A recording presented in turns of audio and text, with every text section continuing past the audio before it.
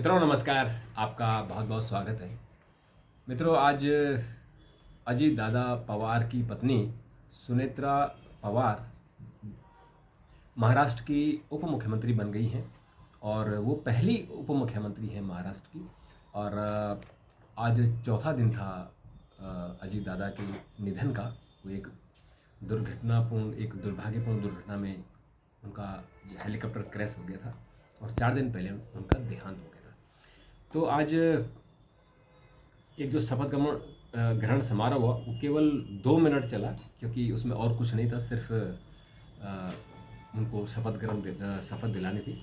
और उसकी वजह ये थी कि जो अजीत दादा पवार की पार्टी है एनसीपी, क्योंकि अब एनसीपी असली वही होगी जो चाचा की पार्टी थी, जो शरद पवार जी की पार्टी थी, अब वो एनसीपी शरद पवार हो गई, शरद चंद्र पवार।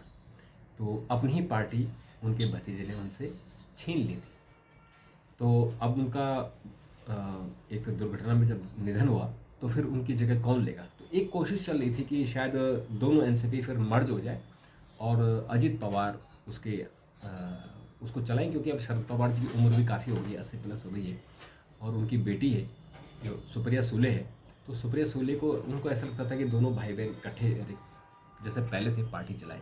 लेकिन दुर्भाग्यपूर्ण घटना घटी और उनका निधन हुआ। तो उसके बाद पार्टी कौन चलाएगा। अब अचानक वो सुप्रिया सुले को तो पार्टी सौंप नहीं सकते। तो इसलिए जो सुनेत्रा पवार हैं उनकी पत्नी, उन्होंने आज चौथे दिन यानी निधन के ठीक चौथ पर उन्होंने उप मुख्यमंत्री पद की शपथ ली। और उनको जो महाराष्ट्र के गवर्नर हैं, राज्यपाल आचार्य देवव्रत जी, उन्होंने उनको शपथ दिलाई। और उनको जो पीएम है, जो सीएम है देवेंद्र फडणवीस, उन्होंने उत्पादन शुल्क, खेल, युवा कल्याण और अल्पसंख्यक विकास, औकाफ विभाग उनको दिए हैं। और जो फाइनेंस विभाग था वो सीएम ने अपने पास रखा है, क्योंकि अभी बजट भी है, सब कुछ है। तो सुनेत्रा पवार ने राज्यसभा की सदस्यता से इस्तीफा भी दे दिया साथ साथ, क्योंकि अब वो विधान परिषद की सदस्य बनेंगी। और चूँकि महाराष्ट्र में वो अब मंत्री बन चुकी हैं, तो इसलिए उनको यहाँ से इस्तीफा देना जरूरी था। उन्होंने अपनी जो उनकी सुप्रिया सुले है उनके खिलाफ उन्होंने बारामती से चुनाव भी लड़ा था, लेकिन वो जीत नहीं पाई। तो उसके बाद से जो पारिवारिक झगड़ा होता है, परिवार में जो विवाद होता है, वो चलता रहा।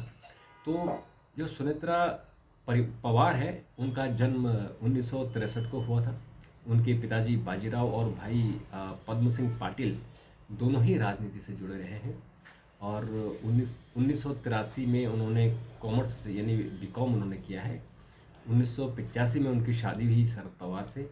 और उनके 2 पुत्र हैं, एक पार्थ है और एक जय है, दोनों बेटे हैं। और वो एक इन्वायरमेंटल फोरम इंडिया एनजीओ बनाया है उन्होंने, और उसमें उन्होंने हज़ारों महिलाओं को जो रोज़गार भी उन्होंने दिया है। एक टेक्सटाइल पार्क की वो चेयरपर्सन रही हैं, विद्या प्रतिष्ठान की ट्रस्टी हैं, पुणे यूनिवर्सिटी की सीनेट मेंबर भी हैं। और 2024 में उन्होंने लोकसभा चुनाव लड़ा बारामती से, और हालांकि वो हार गई थी। तो यहाँ से उनका एक अच्छा एक राजनीतिक कैरियर, लेकिन दुर्भाग्यपूर्ण कि अब वो अकेली है। अकेली इन द सेंस कि अब अजीत दादा नहीं रहे। तो अब अजीत दादा की जो उनकी लीगेसी है उसको कैसे वो आगे बढ़ाएं और कैसे वो ऐसा इंतज़ाम करे कि उनकी पार्टी अब आगे बढ़े। और महाराष्ट्र की राजनीति में जो अजीत पवार ने एक जगह बनाई थी, वो कैसे उस लीगेसी को आगे लेके चलती। हालांकि उनके पुत्र हो सकता है अभी कि पार्थ भी राजनीति में आए, क्योंकि कोई तो परिवार से एक परंपरा भी रही कि परिवार से कोई ना कोई आगे आकर अपनी जो उनके सिस्टम है, उनका जो राजनीति की उन्होंने कमाई की है, उसको आगे लेकर जाता है। तो मित्रों अभी के लिए इतना। आपकी अगर कोई प्रतिक्रिया हो तो ज़रूर दीजिएगा। अभी के लिए नमस्कार, धन्यवाद।